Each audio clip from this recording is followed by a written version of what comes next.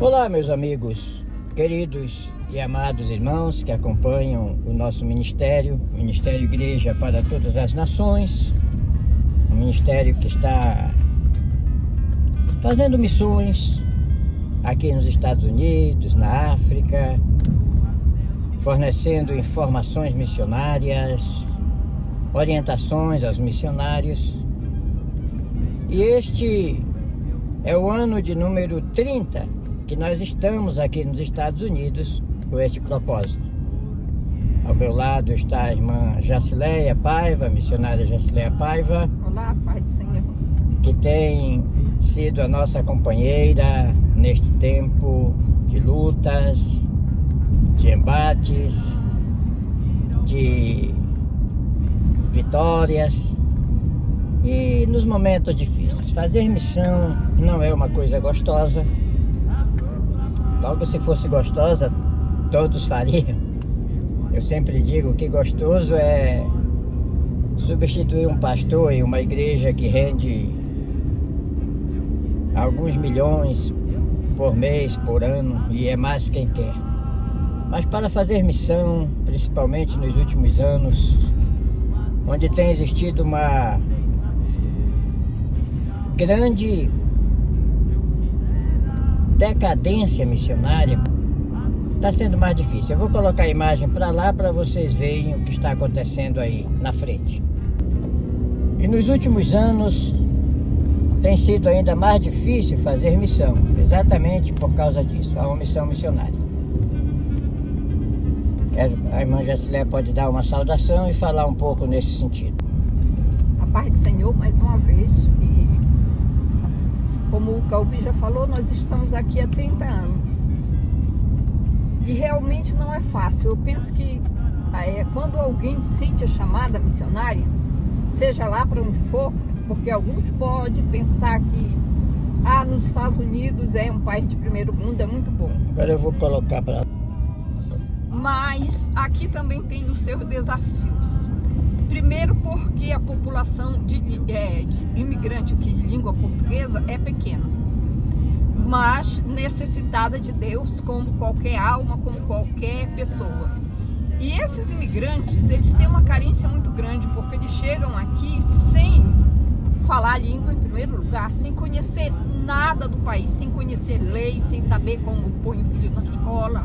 Muitos não sabem nem dirigir, e aqui é um país que você precisa aprender a dirigir, ter seu carro, senão você vai enfrentar muito mais dificuldades. E o missionário que para cá vem, que começa a plantar uma igreja aqui, como foi o nosso caso, nós não podemos dar apenas assistência espiritual, porque às vezes a pessoa não é crente e não quer assistência espiritual, ele não sabe nem que ele precisa de assistência espiritual. Ele está precisando ali, muitas vezes, de uma assistência mesmo para dar os primeiros passos aqui.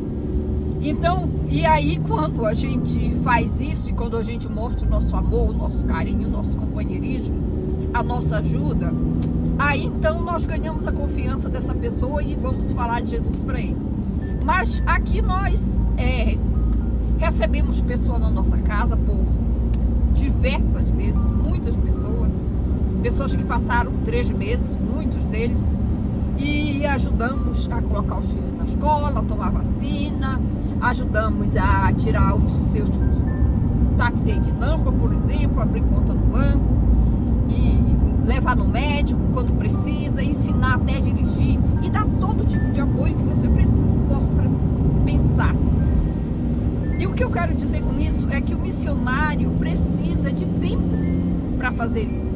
Mas no nosso caso, nós tínhamos que trabalhar para conseguir a nossa sobrevivência, buscar essas almas que estavam perdidas, achar onde estavam esses brasileiros e muitas vezes receber eles em nossa casa quando vinham de outros estados ou do Brasil e fazer todo tipo de trabalho de ajuda. Muitas vezes, quando essa pessoa se mudava, ajudar na mudança, tudo, irmãos, tudo que você possa pensar. Então, era uma carga muito grande. Se nós tivéssemos sustento, teria sido muito mais fácil e muito mais produtivo. Nós fizemos, sim, fizemos o que podemos, mas poderíamos ter feito muito mais. mais se tivéssemos apoio para pelo menos dedicar o nosso tempo integral nessa obra. Aqui só um adendo aqui.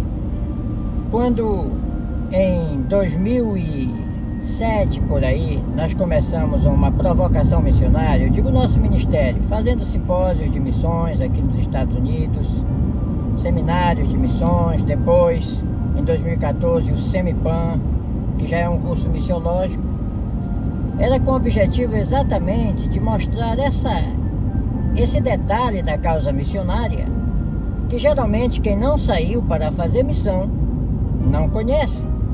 É igual, como eu falei em um vídeo passado, eu só posso conhecer o que acontece na estação espacial se um astronauta que esteve lá me contar como é que é, porque eu nunca fui.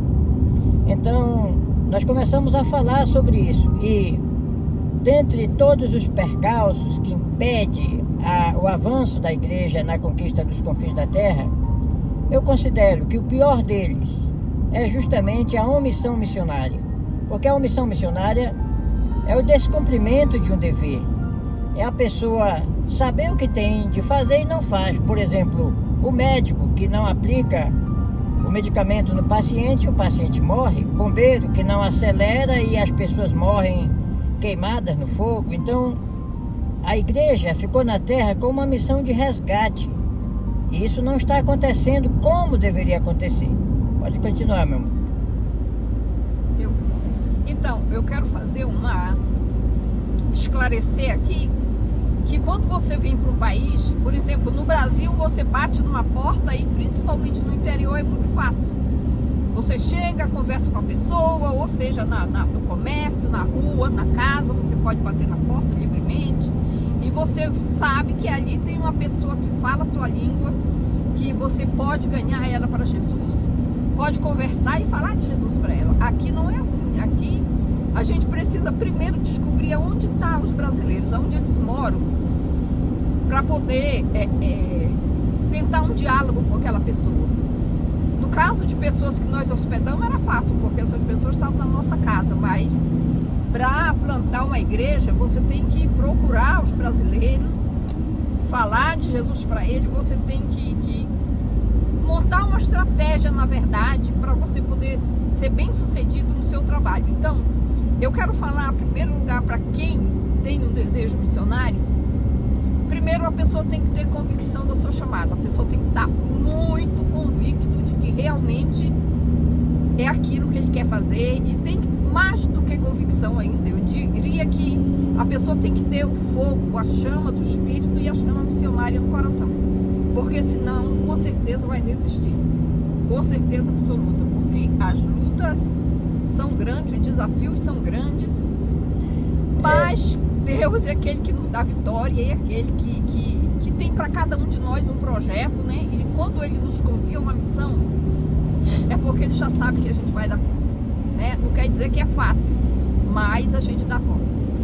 Eu até considero que a maioria dos retornos que tem acontecido, retornos de missionários, é consequência da própria falta de retaguarda de apoio, porque a obra missionária, sendo feita sem apoio, exige um esforço muito grande de quem tem uma chamada missionária, porque tem que lutar contra tudo e contra todos, né? É como aquele soldado que vai para a guerra sem ter o apoio de retaguarda do seu país. Como é que ele consegue ficar, né? Então, eu até considero, Jacileia, que isso tem sido o motivo do islamismo ter ultrapassado a igreja na conquista de territórios, porque os islâmicos, os missionários islâmicos, têm total assistência. Eles têm uma retaguarda de apoio, que se a igreja tivesse essa retaguarda de apoio, estaria muito melhor no mundo,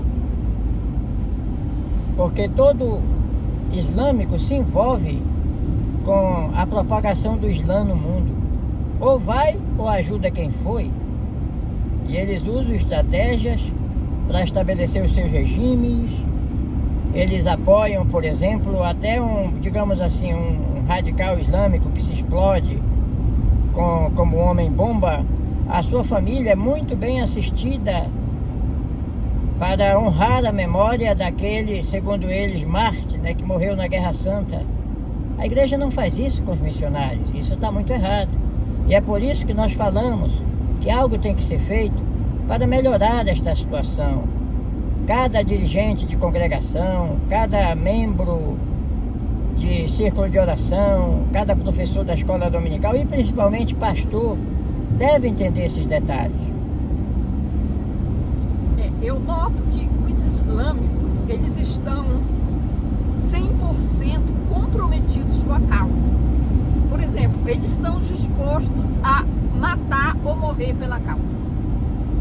E o que me chama a atenção é que nós temos a salvação, a certeza da salvação, nós temos o Espírito Santo para nos dar poder. E os islâmicos, eles têm apenas uma ideologia maligna. Afirmo com todas as letras, porque é uma ideologia de matar. Eles fazem tudo para conseguir os seus objetivos, inclusive ter muito filho, enviar missionários para os países, muitas vezes camuflado, né, de outras coisas. Se explode, mata os inimigos, está disposto a morrer. Mas é igual que alguém está falando, eles também são recompensados. Por exemplo, aqueles terroristas que entraram em Gaza no dia 7 de outubro, cada um deles, se não me falha a memória, cada um deles ia receber 15 mil, era 30, por cada pessoa morta. Então eles foram ali e eles tentaram matar, em nome da religião deles, o maior número de pessoas em Israel. Mas você vê, nós assistimos um vídeo que o cara pegou até um morto que um outro matou e deixou lá, e ele pegou e botou no carro. Por quê? Aquilo ali era 15 mil dólares para ele. Eu não estou falando, irmão, de dinheiro, mas eu estou falando como os islâmicos se esforçam pela causa. Não é à toa. E tem a ver com dinheiro também, né? Não Exato. Deixa faltar dinheiro para os seus guerrilheiros, né? Exato. Enquanto que a igreja deixa faltar para os missionários. Tem a ver com dinheiro. Eu não estou falando de dinheiro para nós, da gente querer recompensa. Nós já vencemos o nosso quinhão. Exato. Eu não quero, eu não estou falando disso para nós. Mas eles, é igual que o Alvin falou, não falta para a causa. Eles são recompensados de alguma forma. Então, eles se esforçam. Eu acredito que para nós, porque a nossa força motriz, o nosso impulso é outro, né? Então nós precisamos urgentemente de um avivamento que venha mudar a visão da igreja. Eu até considero que esse avivamento ele tem que vir pelo conhecimento, porque a Bíblia diz lá em Isaías 5,13 que por falta de conhecimento meu povo é levado cativo, ou meu povo perece, como diz em algumas traduções. Então, esse conhecimento missiológico, a igreja precisa ter. Eu fiquei espantado quando nós estávamos em 2014 fazendo as primeiras apostilas para o Semipan e estudando, pesquisando sobre missiologia, porque missiologia é o tratado da missão da igreja, estuda a missão da igreja na terra, não só as orientações bíblicas, como o resultado de estatísticas que comprovam como está sendo feito o trabalho, os lugares que precisam ser atendidos. E eu fiquei perplexo quando eu entendi que essa palavra missiologia é muito mais usada pelo catolicismo do que pelos evangélicos. Eu digo, uau, quer dizer que a igreja católica se esforça mais pela missão do que a igreja evangélica. E o resultado está aí, não é?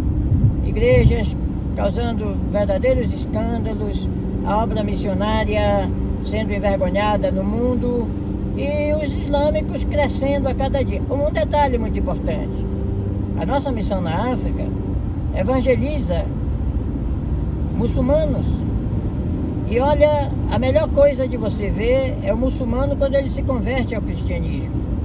Ele realmente chega com tanta vontade de fazer. Eu comparo igual o procedimento de Paulo, que enquanto estava mergulhado em trevas, no farisaísmo, ele fazia aquilo que ele achava importante fazer, perseguir os cristãos. Depois que ele se tornou um cristão, ele passou a ser perseguido por amor ao Evangelho. E é assim que os islâmicos fazem. Eles querem mergulhar na causa de Cristo, fazer alguma coisa, não querem ficar parados, querem ter conhecimento para avançar na nova doutrina. É aquilo que a Bíblia diz: a lei do Senhor é perfeita e refrigera a alma.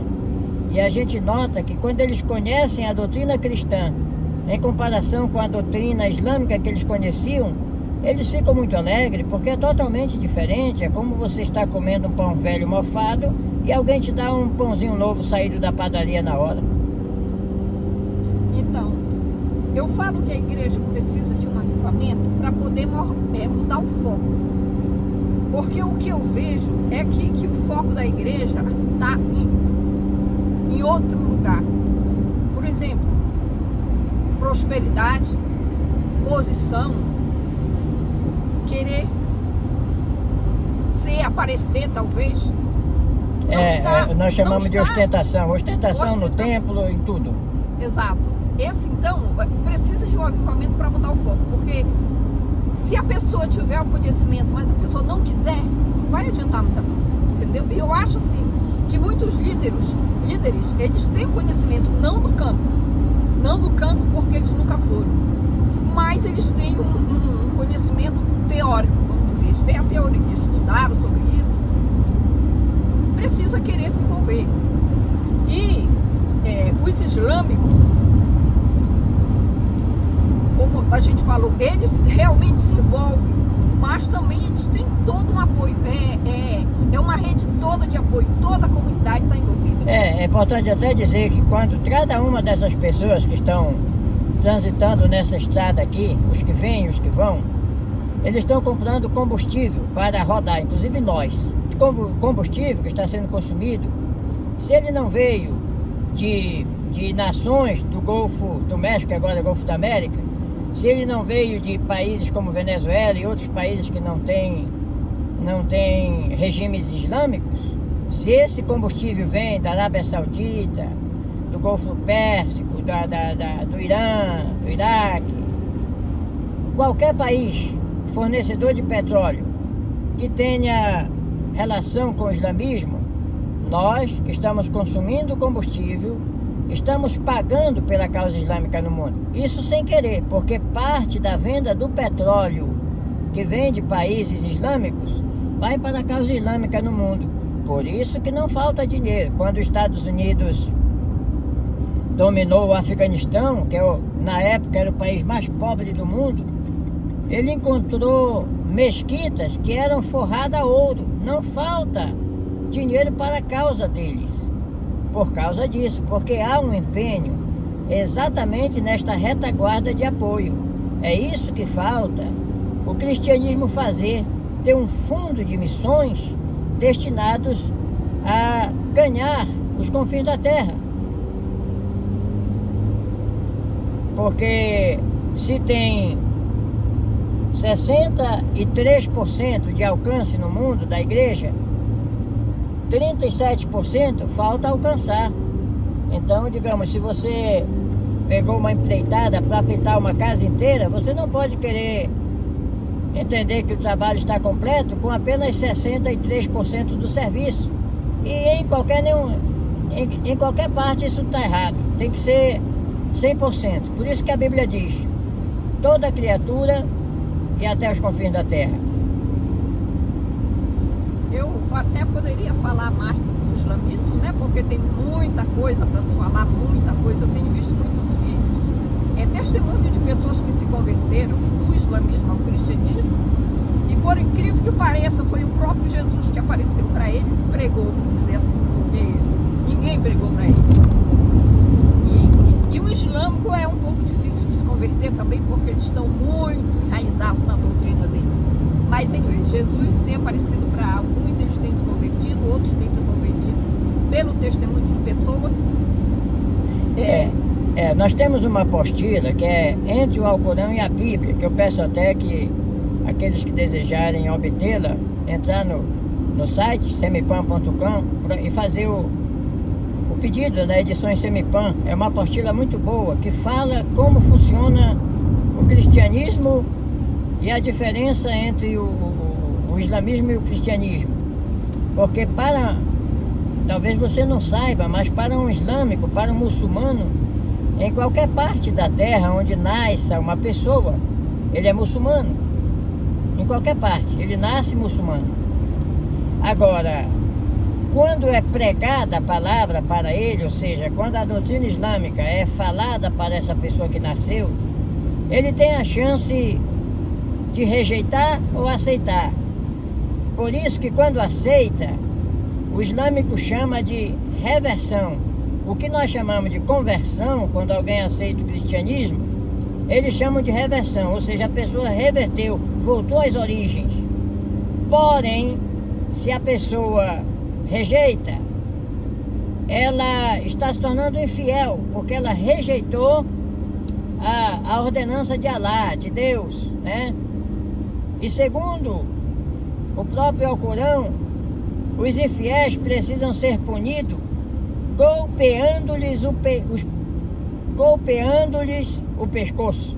Daí vem as decapitações, que vocês sabem que existe, principalmente quando encontram um cristão ou judeu. Então, o assunto é muito sério. E outro detalhe, os islâmicos, eles não querem conquistar o mundo. Quem quer conquistar o mundo é a igreja. Os islâmicos, eles querem dominar o mundo. É diferente, dominar. Por isso que eles montam seu domínio. Em países de regimes cristãos, tem liberdade religiosa. Pode ser erguido uma mesquita, se respeita o muçulmano nas suas tradições, nas suas ideias. Porém, no regime islâmico, um cristão não pode nem se manifestar. Tenta mostrar uma Bíblia no Irã, por exemplo, no país como a Arábia Saudita, ou em outras nações dominadas pelo Islã. Não pode. Porque eles querem realmente dominar, é diferente. Então, somente isso deveria ser para a igreja uma razão muito forte para ter um avivamento missionário, para dar pelo menos crédito aos que os missionários falam.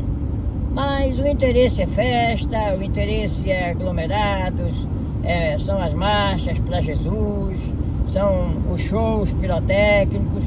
Isso realmente me revolta. Eu quero falar de um aspecto, do aspecto espiritual agora, porque é muito fácil a gente olhar para o islâmico.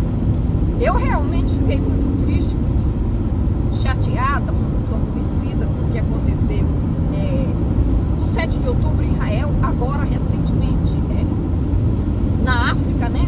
Na região onde temos igrejas, inclusive pessoas conhecidas dos nossos crentes lá, a mãe do tesoureiro de uma igreja, o sobrinho do pastor, e parece que até o momento que o pastor enviou o vídeo para nós, tinham achado já 36 pessoas, algumas mortas na mata, que com certeza começaram a fugir, foram atrás e mataram. Esse povo, eles entram naquelas vilas pequenas, onde não tem policiamento. Aqui na América seria muito mais difícil ter polícia para todo lado. Mas nesses países muito pobres, como a África, nessas vilas pequenas, eles entram ali, não tem ninguém para detê-los, eles matam um monte de gente, de lá vai para outro e assim. Mas o que está por detrás disso é uma obra maligna, é uma obra do diabo. E nós, como igreja, nós precisamos ver por esse ângulo. Porque, veja bem, esses terroristas, vou falar ali de Gaza, né, que está passando na televisão todo o tempo, acho que todo mundo está muito mais a par. Esse povo, eles morrem, eles matam, perde filho, perde pai, perde mãe, eles perdem tudo. É uma opressão maligna, eles estão sofrendo ali, mas eles são doutrinados desde criancinha. Eles são doutrinados, ensinados a fazer aquilo, ensinados a odiar, ensinados a matar. Eles são ensinados daquela maneira. Então aquilo é a verdade deles. E nós precisamos de alguma maneira, orando, falando, pagando preço, né? Porque, igual eu falei, é difícil você ganhar aí, igual o Calbi também acabou de falar, você ir num país desse que é proibido você ter uma Bíblia e falar de Jesus. E eles vão fazer de tudo para te matar. Mas nós precisamos conquistar essas vidas e outras. Porque por detrás disso tudo é o diabo que está. por detrás disso tudo é o reino das trevas que está. E o inimigo, ele oprime, ele causa dano, ele causa sofrimento, não só nos islâmicos com morte, mas em outras pessoas, aqui nos Estados Unidos com drogas, no Brasil com drogas. Aqui tem pessoas totalmente destruídas pelas drogas. Eu vi o testemunho de uma mulher esses dias para trás e eu fiquei, graças a Deus se converteu, os pais dela eram crentes, mas essa mulher sofreu nas mãos do diabo, com droga, com tudo que não presta, tudo que você possa imaginar. Então eu fico pensando como o diabo escraviza e mata, porque o objetivo dele é levar para o inferno mesmo. Como disse Jesus, ele veio para matar, roubar e destruir. Então a igreja ficou aqui como luz do mundo e sal da terra, para se opor à obra das trevas e para conquistar o mundo para Deus, para salvar as almas. Nós vamos estar chegando aqui no mercado, onde nós vamos fazer algumas compras, e depois no retorno a gente fala mais um pouquinho sobre essas experiências missionárias, que elas são compartilhadas no sentido de ajudar a igreja. Eu digo a igreja, os crentes, os irmãos, as irmãs, para ter um conhecimento sobre a igreja que saiu, né? Eu gosto muito de dar o exemplo